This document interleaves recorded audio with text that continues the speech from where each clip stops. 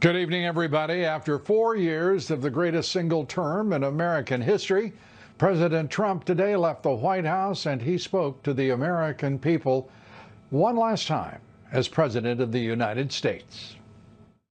What we've done has been amazing by any standard. We rebuilt the United States military. We created a new force called Space Force. That in itself would be a major achievement for a regular administration. We were not a regular administration. I'm looking at elements of our economy that are set to be a rocket ship up. It's a rocket ship up. We have the greatest country in the world. We have the greatest economy in the world. I'll never say in a month when we're sitting in Florida, we're not going to be looking at each other and saying, you know, if we only worked a little bit harder, you can't work harder. I wish the new administration great luck and great success. I think they'll have great success. They have the foundation to do something really spectacular. President Trump's optimistic tone echoes his statement from last night, in which he declared that the movement he began and has led is only at the beginning. The president said he will be back. We'll take up what's next for the Trump agenda and whether the Republican Party has any place in it. Civil rights attorney and ardent Trump supporter Leo Terrell joins us this evening.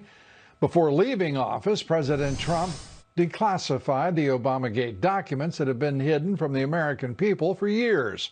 Within these documents, much evidence that the Russian collusion narrative was hatched by Hillary Clinton and her cohorts to help Hillary Clinton's campaign waged against Donald Trump in the presidential election of 2016.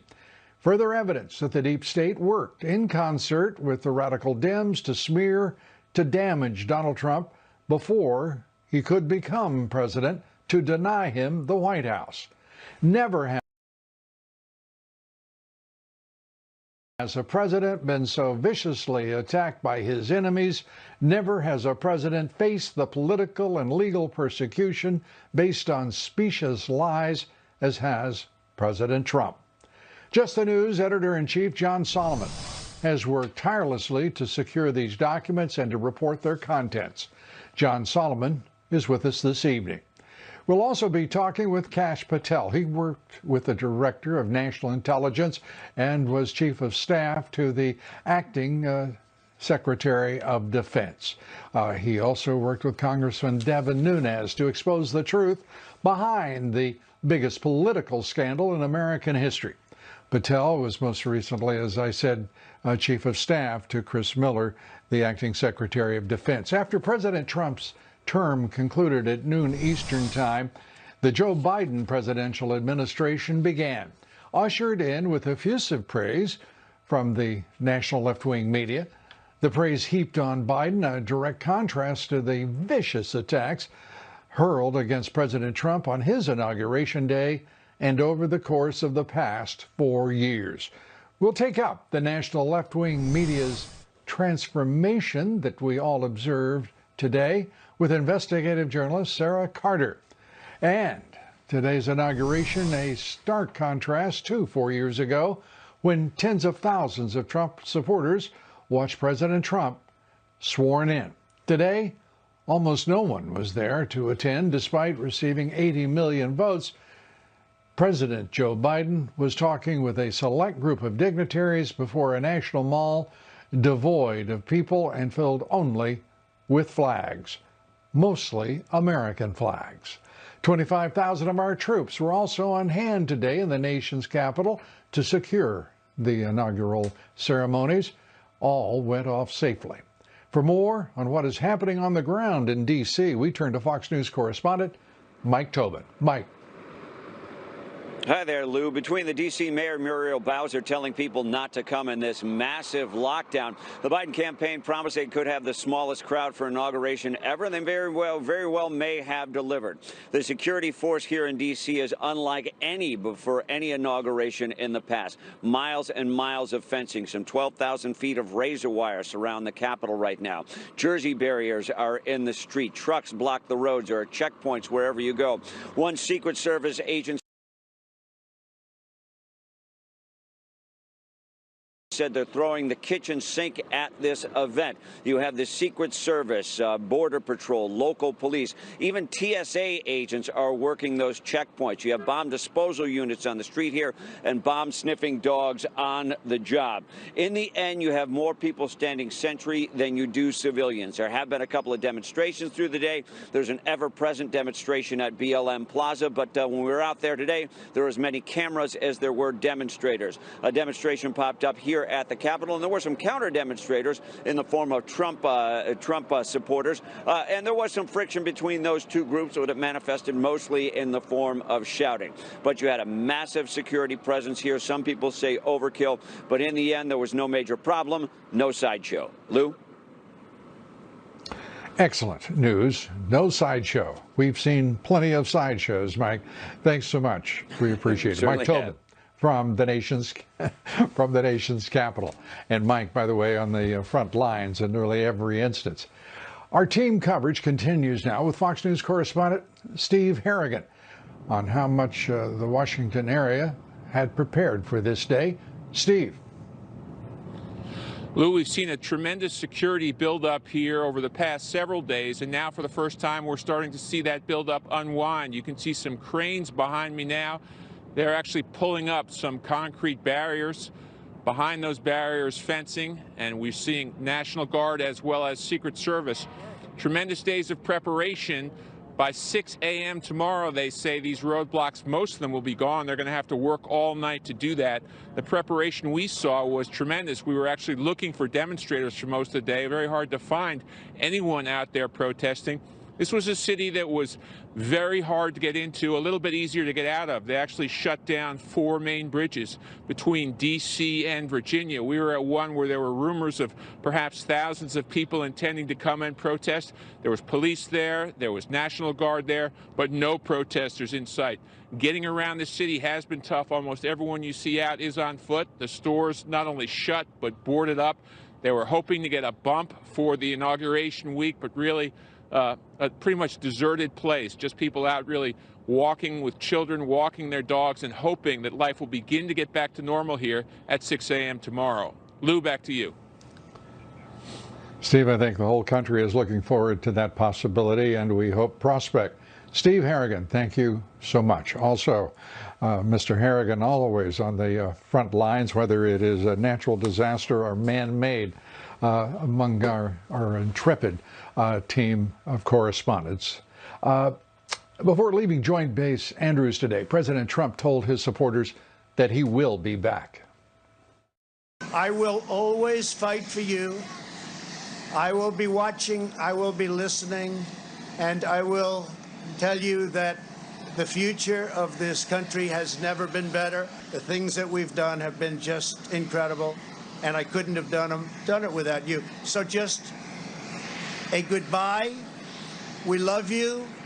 We will be back in some form. What form that takes, well, a lot of rumors are swirling already. His comments come as there are reports that he is considering the possibility of establishing a new political party to further the Trump agenda. As I say, these are rumors, and of course they're being reported now by not only Lou Dobbs tonight, but other outlets as well. Many are hoping that he will do something very much akin to that, because his influence could be positive and it could be broad and powerful across the body politic. President Trump saying he would like to name that party, if he indeed does create it, the Patriot Party. Now, personally, I think that's got a great ring to it, don't you? According to the most recent Gallup poll, President Trump continues to have strong support from the Republican Party base. leaving office with 82% approval among Republicans. Only hours into his new administration, President Joe Biden is quickly breaking from the Trump administration's policies with executive orders. Among his executive actions, President Biden is rejoining the Paris Climate Accord, a decision praised by the globalist elites at the Chamber of Commerce, of course, restoring cooperation with the World Health Organization despite all of its failures and its collusion with communist China. And Biden is also canceling the Keystone Pipeline permit, ending construction of the border wall, another declaration of his open borders agenda, and President Biden also ending President Trump's 1776 Education Commission that promoted a patriotic education based on America's greatness, its heroes, its history, its heritage. On Wall Street today, stocks closed at record highs. The Dow up 258 points, the S&P rallied 53, the Nasdaq blowing through its records, up 260 points on the day. Volume on the big board, 4.6 billion shares. Quite a welcome to the new president. A reminder to listen to my reports on the Salem Radio Network. Up next, Just the News. John Solomon has been, going through the declassified Obamagate documents. We'll take up what has been discovered so far. John Solomon with me next. Stay with us. We'll be right back with evidence that is a clear declaration there should never, ever have been an impeachment nor an investigation of this president based on the actions of that man you see right there on your screen, none other than former MI6 agent Christopher Steele. John Solomon with me next. Stay with us. We'll be right back. Breaking tonight, newly declassified and released documents show that Christopher Steele confessed to the FBI that he leaked the false Russian collusion narrative in order to try to help Hillary Clinton's 2016 presidential campaign against Donald Trump. The document states, quote, Steele and Burroughs, who was Steele's partner, described President Trump as their main opponent and indicated they were fearful that Trump's presidency might negatively affect the historic U.S. alliance with the UK and their special relationship. Well, among the documents secured by Just the News, Editor-in-Chief John Solomon now, Christopher Steele's admission that he chose his allegiance to Hillary Clinton over his work with the FBI. The FBI notes further revealing, quote, Steele explained that as the election season went on, they, as a company, were riding two horses, their client, Hillary Clinton, and the FBI. And after FBI Director James Comey's reopening of the Hillary Clinton investigation as the election approached, they had to pick one horse and choose the business-client relationship over the relationship with the FBI. They followed what their client wanted, and they spoke to the press. Solomon is now reporting the FBI opened an investigation in 2014 into a foreign power's efforts to influence Hillary Clinton. 2014. But that investigation was, it was stonewalled by FBI leadership. Its seventh floor. An FBI employee wrote to then Director James Comey in April of 2015, quote, the FISA application has remained in limbo for the last 4 months, even though subsequent investigative activity by Redacted provided additional probable cause for the FISA application. So instead of a FISA warrant, the FBI gave Clinton a defensive briefing. Entirely different the way in which they handled false Russia collusion claims against presidential candidate Donald Trump. Why? Well, we know the answer. Hillary Clinton was their preferred candidate. John Solomon, editor-in-chief of Just the News, best-selling author, and he has breaking news on the FBI's efforts to investigate a foreign money plot against Hillary Clinton. John, good to see you. What can you tell us? Well, listen, one of the most interesting things is looking at the contemporaneous documents. There were people inside the FBI, lead agents in the field, who were developing this evidence that a foreign power wanted to give large sums of money to Hillary Clinton to help her campaign in an effort to curry favor. And they became enormously frustrated. 4 months passed after they filled out their FISA application, and nobody was getting back to them. One of the agents became so bold as to write directly to Director James Comey and ask, what's going on here? My guys are upset, and we want to get this tool. In fact, we found more evidence since we filed the FISA. What are you doing? And James Comey claimed ignorance. I don't know what's going on here, he said, but I'll try to get smart about it. What we learned is that from all the documents we've seen, they didn't do the FISA, and instead they went to Hillary Clinton instead, gave her a defensive briefing saying, hey, could be a foreign power, be careful where you take your money, the sort of thing they didn't do for Donald Trump. Donald Trump never got a defensive briefing on Russia. He did get a FISA, and that we now know was based on false information. Yeah, we wouldn't, I don't know that we should say he got a FISA. He was FISA'd, whereas right. Hillary Clinton wasn't. That's right. The foreign power, which foreign power? We don't know. And sadly, the documents leave out the name of the foreign power. I'm willing to speculate. I'm willing to speculate. Yeah. Well, I'm trying to think of that country which seemed to have benefited most while she was Secretary of State. I'm thinking of that country that somehow managed to gain control of 20% of our uranium reserves. That's the one I'm thinking of. I know Russia would be a natural one to think about. Ukraine's another one you might think about. She had a lot of financial donors there. China's another one you'd think about. I'm told China and Russia are not the country, but the other countries will not. They won't confirm or the country. And I'm still reporting on that. We'll try to get to the bottom of that over the next few days. I would like to know why there was no investigation. And by that I mean a real and constructive investigation by the FBI into Uranium One. That still remains a huge mystery. The declassification of the document, Steele's overt statement that he was working for Hillary Clinton, the FBI knew that. They knew that in 2017.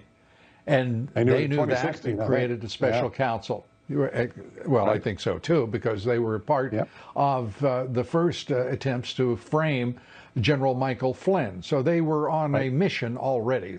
Your point is exact. My question here is, the FBI knew it, the Justice Department knew it, the intelligence chiefs knew it, and they combined and acted in concert to destroy first the candidacy of Donald J. Trump and then his presidency.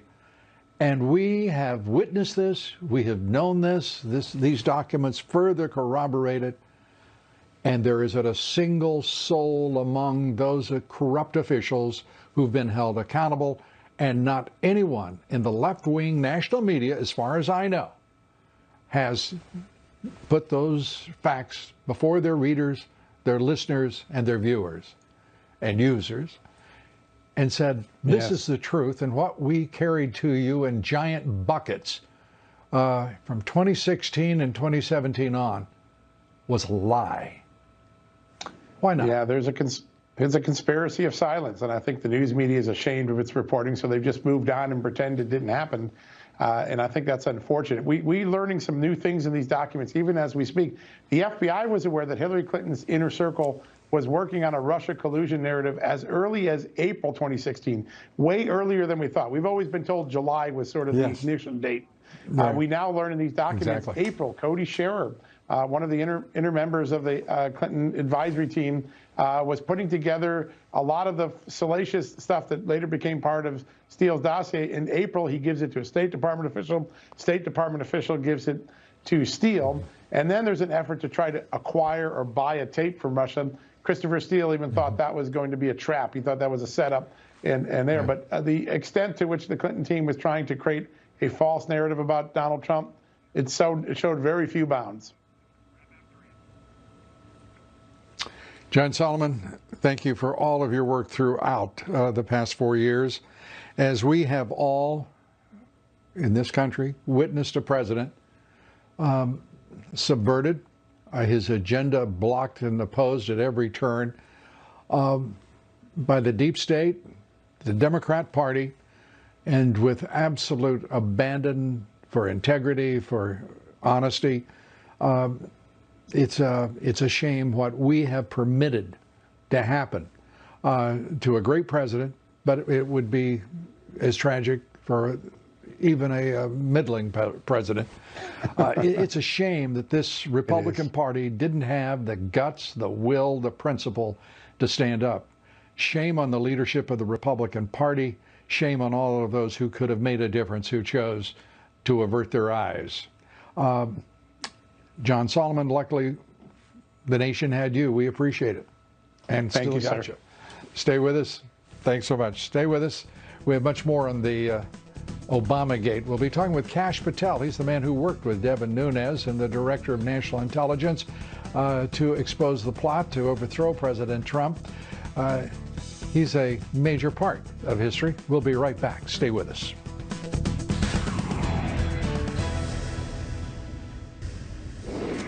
The national left-wing media has undergone a fundamental transformation. From their days of viciousness and hate toward President Trump, lo and behold, they are gushing over President Biden. New York Times editor Lauren Wolf, commenting upon President-elect's arrival, President-elect Biden's arrival at Joint Base Andrews, saying, quote, "I have chills." And there are more examples of the media's fundamental transformation, and here they are. How many people out there are hearing hallelujah and thinking that is not just about the coronavirus, it is about the changing of the guard. Those lights that are just shooting out from the Lincoln Memorial along the reflecting pool, it's like almost extensions of Joe Biden's arms embracing America. You know, I'm reminded of the psalmist. You know, he heals the brokenhearted and binds up their wounds. Everybody's been so worried about Joe Biden. Is he the right guy? I think he's the perfect guy. I think if you're going to give a headline today, it would be Hope Reborn. He's just unbelievably smart, articulate, and good.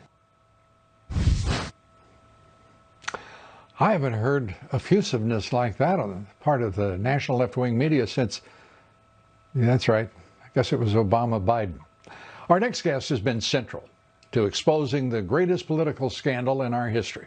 He worked as senior counsel on the House Intelligence Committee under Congressman Devin Nunes, the chair of that committee, and helped expose the origins of Obamagate. And he worked with then acting Director of National Intelligence, Rick Grinnell, to clean house in the intelligence community and to reveal truth that had been hidden from the American people for years. Joining us tonight is Kash Patel. He was most recently Chief of Staff to Acting Defense Secretary Chris Miller. And Kash, we are delighted to have you with us, and thanks for all you have done. That is, I wish there were a more profound way I could say it, but it's from the heart. The American people are in your debt, and we do thank you. Thanks so much. Let me turn to these documents that are being released. And first, as John Solomon and I have been discussing, we have the confession of a former MI6 agent who we've all known for some time, and in part thanks to your work and that of Congressman Devin Nunes, played a central role as a partner to the Hillary Clinton candidacy in 2016. There has been no accounting in the national left-wing media for that, almost no discussion of it.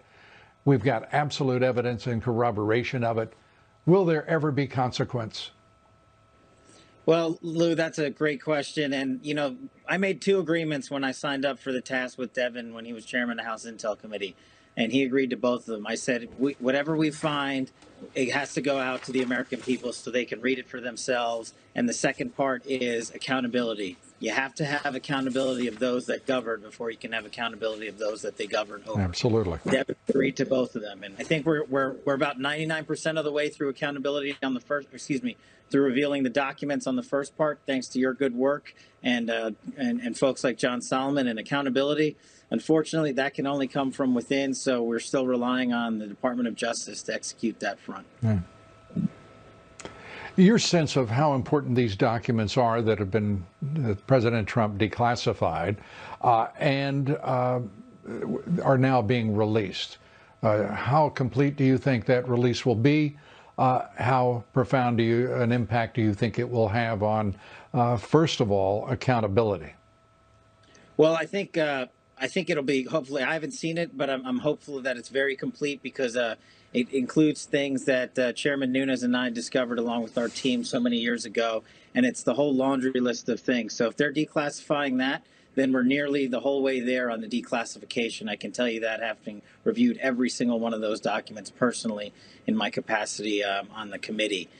In terms of accountability, it just requires awareness through folks like yourself telling the American people they're available and they can read them. And the only thing that can get accountability internally in government is for the American public to grow a sense of desire to have it actioned. And then it will become a reality. And we need to push even harder now, because the times are even tougher, and people think it's so many years ago that it'll be forgotten. But thanks to you, Lou, it's not going to be, and we'll keep pushing. Oh, that's kind of you. There are so many people who we're indebted to here for struggling against immense odds, and those who have been watching this carefully across the country, and they are millions of Americans, and I suspect something approaching 74 million Americans who voted for President Trump. It's so clear, the injustices, the outrage against the president, and the leadership of the Republican Party, which refused to stand for values, for tenets of courage and straightforwardness, all American values. It's absent in the top leadership of the Republican Party, or this could never have happened to this president, despite, I believe, despite all the arrayed forces of the U.S. government led by the deep state and the Democrat Party against him. Do you disagree? Lou, I think you're spot on. The values that you cited are the values we need now more than ever in our Republican Party. It is the party that President Trump built and recreated. It is the party that is founded on the values that you just cited. And we need to remind our current leadership and those that'll come in the years ahead that those are the values we need to have accountability for the American public, the one that they demand as taxpayers, but the ones that they have a right to as American citizens. Cash, thank you for being with us. It is good to, I hope you will come back soon. It's good to hear your voice finally on these issues. We appreciate all of your service. You're a true American hero. Our thanks. Up next, the Republican Party trying to move on from Trump. Can they? Should they? Is it time for a new political party? Trump supporter Leo Terrell will answer some of those questions here next. Stay with us. We'll be right back.